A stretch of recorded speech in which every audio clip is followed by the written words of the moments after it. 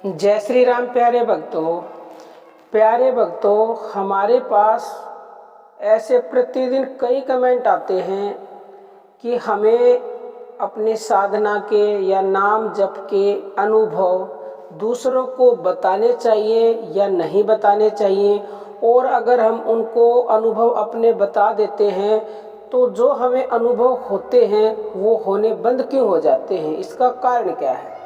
तो देखो, सभी ध्यान से सुन लीजिए। प्रतिदिन ऐसे कई कमेंट आ ही जाते हैं, तो इसलिए हम ये वीडियो बना रहे ताकि आप सबको लाभ हो सके।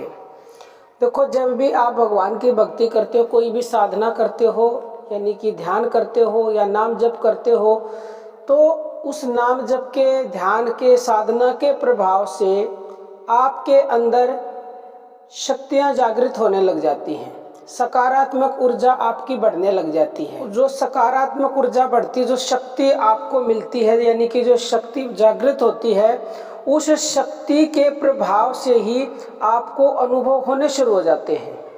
लेकिन जब आप उस अनुभव को किसी ऐसे इंसान को बता देते हो जो आध्यात्म से जुड़ा हुआ नहीं है, यानी जिसको ज्ञान नहीं है किसी भी प्रकार का अध्यात्म के बारे में, यानी जो भगवान से नहीं जुड़ा हुआ है, तो उसको अगर आप बता दोगे तो क्या होएगा, आपने जो शक्ति जागृत करके जो आपको अनुभव हुए थे वो आप वाणी से उसको बोल के बताते हो, तो वाणी के द्वारा उस इंसान में चला जाएगा, उसको तो लाभ होगा। आपकी शक्ति थी, जो आपकी सकारात्मक ऊर्जा थी, वो उसमें प्रवेश कर गई, लेकिन वो इंसान तो अध्यात्म से जुड़ा ही नहीं है, उसको ज्ञान ही नहीं है किसी प्रकार का, तो उसकी जो नकारात्मक ऊर्जा होती है वो आपके अंदर प्रवेश कर जाती है, और जो प्रभाव आपका नाम जप का हुआ था, यानी जो शक्ति जागृत हुई थी, वो शक्ति कम हो जाती है, और फिर आपको वो अनुभव दोबारा नहीं होता, यानी कि अनुभव होने बंद हो जाते हैं। तो सबसे पहली बात तो ये कि आपको अपने अनुभव नहीं बताने हैं। बताने हैं तो सिर्फ गुरु को बताने हैं, अपने गुरु को, जो आपका गुरु है। अब कई साधक ऐसे बोलते हैं कि हमारे तो कोई गुरु नहीं है, हमने गुरु धारण नहीं कर रखे, तो फिर आप किसी ऐसे इंसान को बता सकते हैं। गुरु का मतलब जिसको ज्ञान हो, जो आध्यात्म से जुड़ा हुआ हो। अगर आप किसी ऐसे इंसान को बताएंगे जो आध्यात्म से जुड़ा हुआ है, या अपने गुरु को बताएंगे, तो उससे आपको एनर्जी मिलेगी, यानी सकारात्मक ऊर्जा मिलेगी, आपकी बढ़ेगी, क्योंकि गुरु देता है। जिसको ज्ञान है वो देगा, वो लेगा नहीं, और जिसको ज्ञान नहीं है वो आपकी शक्ति को ले लेगा देने की बजाय। तो इसीलिए केवल ऐसे ही मनुष्य को बताएं जिसके अंदर ज्ञान है, यानी कि जो गुरु है, जो अध्यात्म से जुड़ा हुआ है, जो आपको कुछ दे।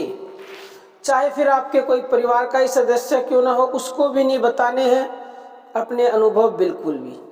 और एक प्रश्न ये भी पूछा जाता है कि हम कोई मंत्र जाप करते हैं, भगवान का नाम ये जप करते हैं, किसी को बताना नहीं, बिल्कुल नहीं बताना है। किसी को भी आप ये बता सकते हैं कि हम साधना करते हैं, भजन ध्यान करते हैं, लेकिन ये नहीं बताना है कि हम अमुक मंत्र का जाप करते हैं।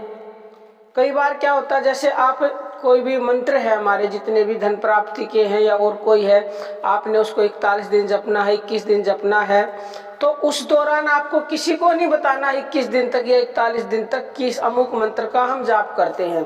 अगर आपने बीच में बता दिया तो वो खंडित हो जाता है, उसका फिर आपको लाभ मिलेगा नहीं। हाँ, जब आपको लाभ प्राप्त हो जाए, साधना आपकी पूरी हो जाए, तब आप उसको बता सकते हो किसी दूसरे को। बाकी प्यारे भक्तों, अर्जी हमारी, मर्जी आपकी। अब हम अपनी वाणी को बना देते हैं। जय श्री राम प्यारे भक्तों।